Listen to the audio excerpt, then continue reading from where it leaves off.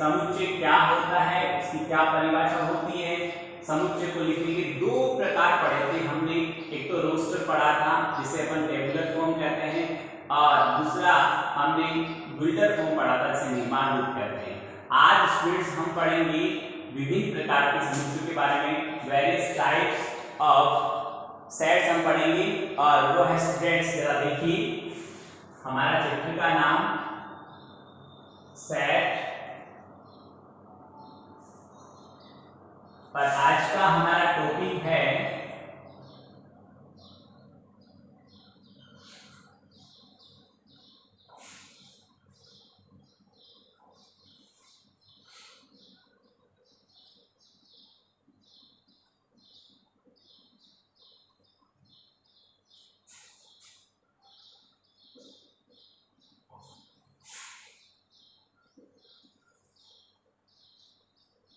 देखिए उसमें सबसे फर्स्ट होगा हमारा शून्य समुच्चय।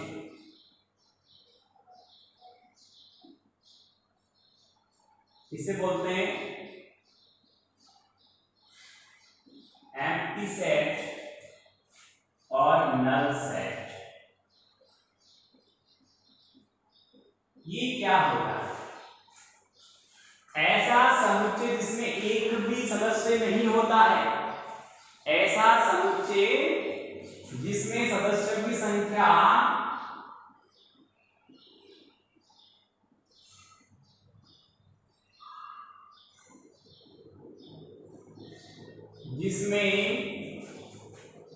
सदस्य कह दो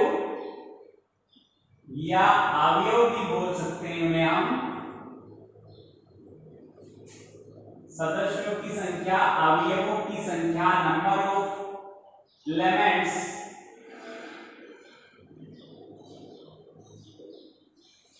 वह समुच्चय जिसमें अवयवों की संख्या क्या होनी चाहिए?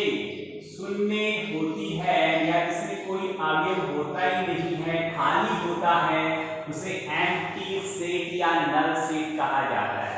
फॉर एग्जांपल, इसको हम कोई सेट नल है तो उसमें कुछ भी नहीं लिखा होगा, या फिर उसको 5, इसको पढ़ते 5 तो 5 से लिखा जाता है, या फिर स्टूडेंट्स मैं यहाँ पर ये तो रोस्टर हो गया, यदि मैं इसकी ड्यूलर फॉर्म लिखता हूँ तो आप ये देखेंगे कि इसको कैसे लिखा जाएगा। मैंने लिखा है सभी x का समुच्चय, इसको पढ़ना सीखिए, सभी x का समुच्चय, इन बिंदुओं को पढ़ते हैं जबकि, क्या पढ़ते हैं? जबकि x छोटा हो, x छोटा हो 2 से, एक छोटा हो 2 से और बड़ा हो 5 से। तो आप सोचिए ऐसी कोई नंबर ही नहीं होती जो 2 से छोटी हो और 5 से बड़ी हो। 2 से छोटा लेंगे तो 1 हो गया, 0 हो गया, ऐसे हो गए। 5 से बड़ा लेंगे तो 6 हो गया, 7 हो गया। इन दोनों कंडीशन में जो कॉमन है वो x का वैल्यू होता है। तो 2 से छोटे और 5 से बड़े में कोई भी कॉमन नहीं है, इसलिए इस सेट में कोई भी सदस्य नहीं आएगा, अर्थात ये खाली होगा, एम्प्टी होगा या नल सेट कहलाएगा। जैसे आपको कहा जाए कि मेरे घर पहुंचने से पहले और मेरे घर से निकलने के बाद मैं आपसे मिलूंगा, तो क्या मैं आपको घर पे मिलूंगा? मेरे घर पहुंचने से पहले, यानी मैं घर पहुंचा ही नहीं, और मेरे घर से निकलने के बाद मैं आपको घर पे मिलूंगा। It is possible? It is impossible. तो वहां पर मेरी जगह क्या रही? खाली रही, एम्प्टी रही, नल रही। तो स्टूडेंट इस प्रकार ऐसा समुच्चय जिसमें अवयवों की संख्या शून्य होती है, सदस्यों की संख्या शून्य होती है, उसे हम एम्प्टी सेट या नल सेट कहते हैं। स्टूडेंट आगे देखिए, दूसरा हमारा जो सेट है वो है परिमित।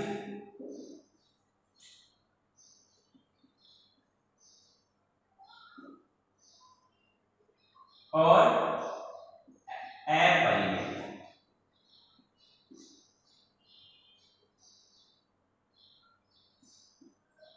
परिमित और अपरिमित समुच्चय। देखिए इसमें एक तो इनफाइनाइट होता है और एक फाइनाइट होता है। तो दो प्रकार का सेट हो गए, इनफाइनाइट और फाइनाइट।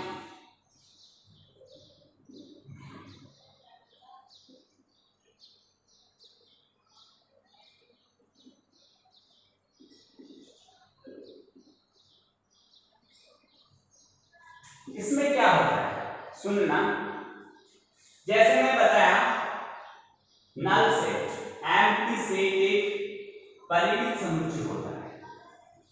परिमित मतलब जिसमें सदस्यों की संख्या निश्चित हो, 2, 5, 10, 50, जिसमें सदस्यों की संख्या निश्चित होती है उसे परिमित समुच्चय कहते हैं। और जिसमें सदस्यों की संख्या निश्चित नहीं हो, अनंत जिसमें सदस्य होते हैं उसे अपरिमित समुच्चय कहा जाता है।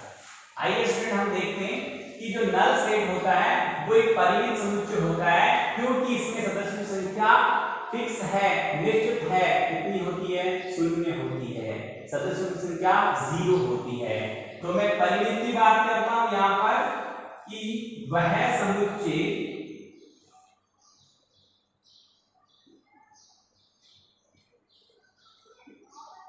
जिसमें सदस्यों की संख्या या अवयवों की संख्या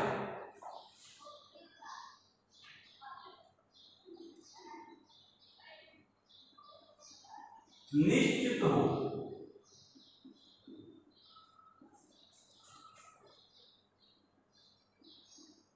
उसे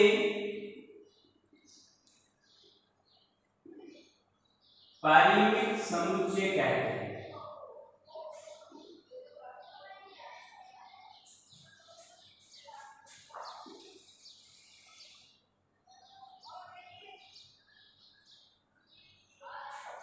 आगे देखिए, इसके बाद में बात करता हूं आपको अपरिमित की, यानी इनफाइनाइट जो होता है अपरिमित, इसका मीनिंग आपको अच्छी तरह से समझ में आ गया, मुझे समझाने की जरूरत नहीं है। क्यों नहीं है? अपरिमित का मीनिंग होगा स्टूडेंट्स जिसमें सदस्यों की संख्या निश्चित नहीं हो। मैं एग्जांपल लिखता हूं, जैसे मैंने एक समुच्चय लिखा ए, उसमें लिख दिया 0, 1, 2, 3, 4, 5। कितने सदस्य हैं? ए में कितने सदस्य हैं? 6। और मैंने लिख दिया यहाँ पर एक समुच्चय n बोलते हैं प्राकृत संख्याओं का समुच्चय, जो 1 से प्रारंभ होता है और अनंत तक जाता है, इनफाइनाइट को जाता है। तो यहाँ सदस्यों की संख्या जो है वो अनंत है। अनंत का सिंबल ऐसा होता है, जब सदस्यों की संख्या अनंत है तो उसे अपरिमित समुच्चय कहते हैं, और जिसमें सदस्यों की संख्या फिक्स है, निश्चित है, उसे परिमित समुच्चय कहते हैं। तो स्टूडेंट परिमित में सदस्यों की संख्या निश्चित होती है, अपरिमित में सदस्यों की संख्या निश्चित नहीं होती है। आगे देखिए, जरा बोर्ड पे जो मैंने लिखा है अच्छी तरह देख लें, उतार लेना, समझ लेना। दो तरह के मैंने समुच्चय बताए, पहला बताया एम्प्टी या नल या खाली सेट, और दूसरा मैंने कहा परिमित, और तीसरा अपरिमित। तीनों के बारे में मैं फिर से बोल दूं, जिसमें सदस्यों की संख्या 0 हो उसे खाली या एम्प्टी सेट कहते हैं, जिसमें सदस्यों की संख्या निश्चित हो उसे परिमित कहते हैं, जिसमें सदस्यों की संख्या निश्चित नहीं हो, अनिश्चित हो, उसे अपरिमित समुच्चय कहते हैं। अब स्टूडेंट्स हमारे पास आता है समान समुच्चय। समान समुच्चय में सदस्यों की संख्या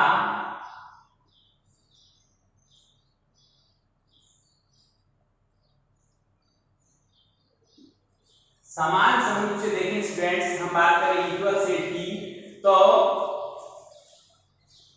अवयव समान होने चाहिए और अवयवों की संख्या भी समान होनी चाहिए।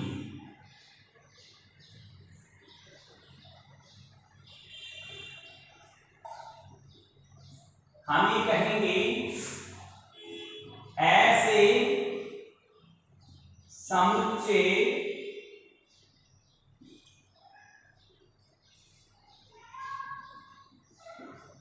जिनमें सभी अवयव एक समान हो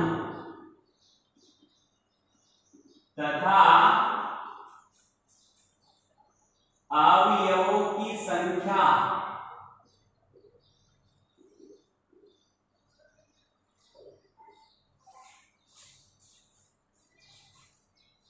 भी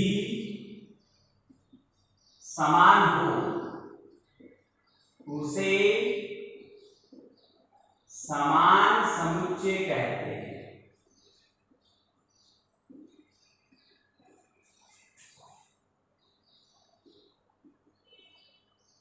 उन्हें इक्वल सेट कहते हैं। जैसे मेरे पास एक समुच्चय है, उसमें मैंने लिख दिया ए बी और सी। दूसरा मैंने बी समुच्चय दिया, उसमें लिख दिया मैंने बी ए और सी। यहाँ पर सदस्यों का क्रम आगे पीछे होने से कोई फर्क नहीं पड़ता है। जो जो सदस्य ए में है वो के वही सदस्य बी में है, जितने सदस्य ए में है उतने ही सदस्य बी में है। तो यहाँ सदस्य भी समान है और सदस्यों की संख्या भी समान है, अतः समुच्चय ए और समुच्चय बी को इक्वल सेट कहते हैं, समान समुच्चय कहा जाएगा। आगे देखिए आप, हमारे पास नेक्स्ट जो है वो है स्टूडेंट्स समुच्चयों में तुल्य समुच्चय। क्या समुच्चय? तुल्य समुच्चय। समान और तुल्य में यहाँ पर फर्क होगा, और वो फर्क क्या है वो देखिए। मैं इस एग्जांपल को इरेज करता हूं, आप चाहो तो देखिए क्या होगा। ये पूरा पार्ट भी मैं इरेज करता हूं।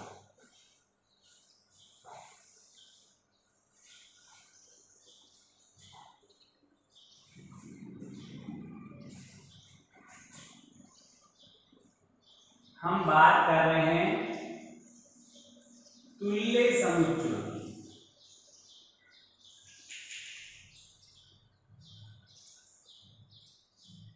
तुल्य समुच्चय इक्विवेलेंट सेट की बात कर रहे हैं स्टूडेंट हम।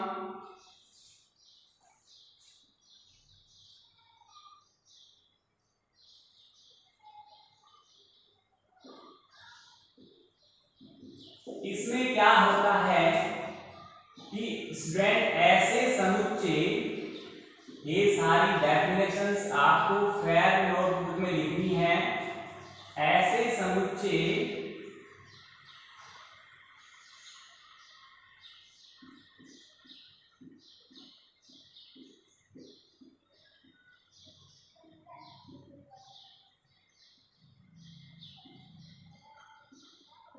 जिनमें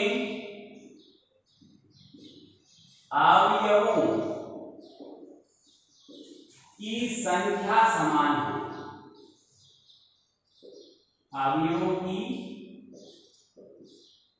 संख्या समान हो परंतु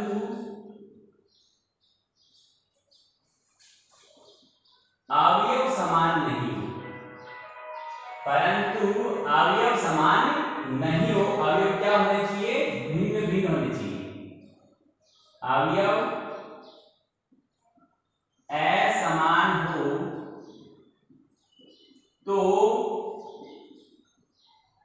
ऐसे समुच्चय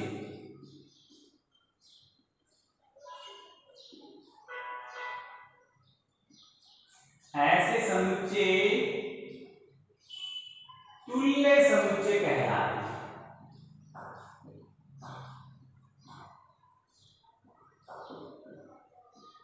ऐसे समुच्चय तुल्य समुच्चय कहलाते हैं।